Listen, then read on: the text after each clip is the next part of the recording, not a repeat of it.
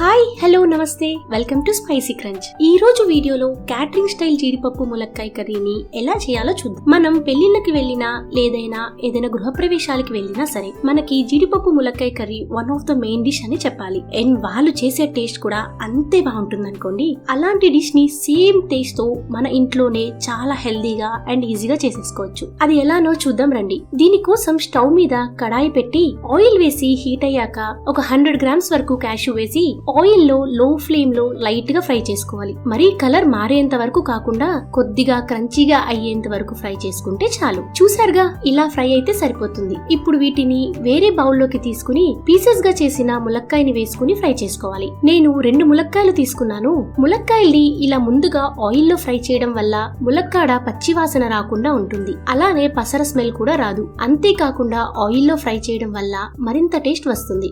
ఇలా ఫ్రై అయ్యాక వీటిని ఒక బౌల్లోకి తీసుకుని పక్కన పెట్టుకుందాం. ఇప్పుడు అదే ఆయిల్ లో 1 టేబుల్ స్పూన్ గసగసాలు వేసి ఫ్రై చేసుకోవాలి. ఇవి ఫ్రై అయ్యాక స్లైసెస్ గా కట్ చేసిన ఒక ఆనియన్ వేసి కలుపుకొని కొద్దిగా జీడిపప్పు కూడా వేసి ఆయిల్ లో ఫ్రై అవనివ్వాలి. ఇవి మనకి గ్రేవీ మంచి కన్సిస్టెన్సీ రావడానికి ఇలా ఫ్రై చేసి పేస్ట్ చేస్తాం. ఇప్పుడు వీటిని వేరే బౌల్లోకి తీసుకుని చల్లారనివ్వాలి. ఇవి చల్లారే లోపు బాండీలో కొద్దిగా ఆయిల్ వేసి లైట్ గా హీట్ అయ్యాక 1 స్పూన్ ఆవాలు, కొద్దిగా జీలకర్ర వేసి ఫ్రై చేసుకోవాలి. ఇవి ఫ్రై అయ్యాక సన్నగా చాప్ చేసిన 2 ఆనియన్స్, 4 పచ్చిమిర్చి చీలికలు, కొద్దిగా కరివేపాకు రెబ్బలు వేసి కలుపుకుని ఆయిల్ లో బాగా మగ్గనివ్వాలి. ఇవి త్వరగా మగ్గడానికి 1/2 స్పూన్ సాల్ట్, 1/2 స్పూన్ పసుపు వేసి కలుపుతున్నాను. ఇవి బాగా మగ్గాక 1 స్పూన్ అల్లం వెల్లుల్లి పేస్ట్ వేసి పచ్చి వాసన పోయేంత వరకు ఫ్రై చేయాలి. ఇప్పుడు సన్నగా చాప్ చేసిన 1 టమాటో వేసుకుని బాగా కలుపుకోవాలి. ఇవి లైట్ గా ఫ్రై అయినప్పుడే 1 స్పూన్ కారం, 1/2 spoon salt, 1/2 spoon garam masala వేసి ఆయిల్ లో ఫ్రై చేయాలి. ఈ మసాలాలు త్వరగా మాడకుండా ఉండడానికి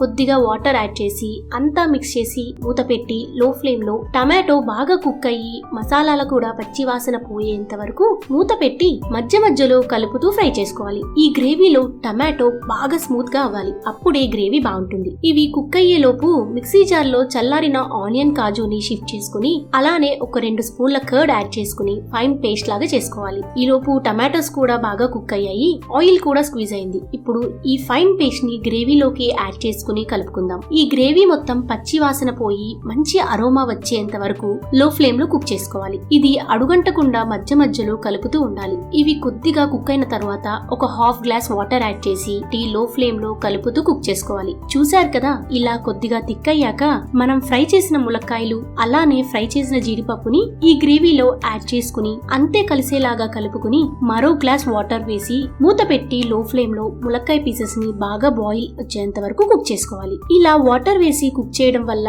గ్రేవీ పీసెస్ కి బాగా పడుతుంది. అలానే పీసెస్ కూడా చాలా స్మూత్ గా కుక్ అవుతాయి. ఇప్పుడు మూత తీసి ఒక్కసారి కలుపుకుందాం. చూసారు కదా, గ్రేవీ లైట్ గా థిక్ అవ్వడం స్టార్ట్ అయింది. ఇప్పుడు మూత పెట్టి మరో 5 నిమిషాలు కుక్ చేద్దాం. ఇప్పుడు మూత తీసి చూద్దాం. చూసారు కదా, ఆయిల్ బయటికి స్క్వీజ్ అయింది. ఇలా స్క్వీజ్ అయితే కర్రీ రెడీ అయినట్టే. ఇప్పుడు కొద్దిగా కొత్తిమీర వేసి కలుపుకుని స్టవ్ ఆఫ్ చేసుకుని సర్వింగ్ బౌల్ లోకి తీసుకుంటే మన క్యాటరింగ్ స్టైల్ జీడిపప్పు ములక్కాయ కర్రీ రెడీ. ఇది రోటీ, చపాతీ ఒకటేంటండి దేనిలోకైనా సరే పర్ఫెక్ట్ కర్రీ. నచ్చింది కదా, మరి ఇంకెందుకు లేటు, మీరు కూడా మీ ఇంట్లో ఈ వీక్ ఒక్కసారి ట్రై చేసి మీకెలా వచ్చిందో నాకు కమెంట్ బాక్స్ లో చెప్పండి. ఇలాంటి మరిన్ని వీడియోస్ కోసం please like, do, share and subscribe to our channel spicy crunch.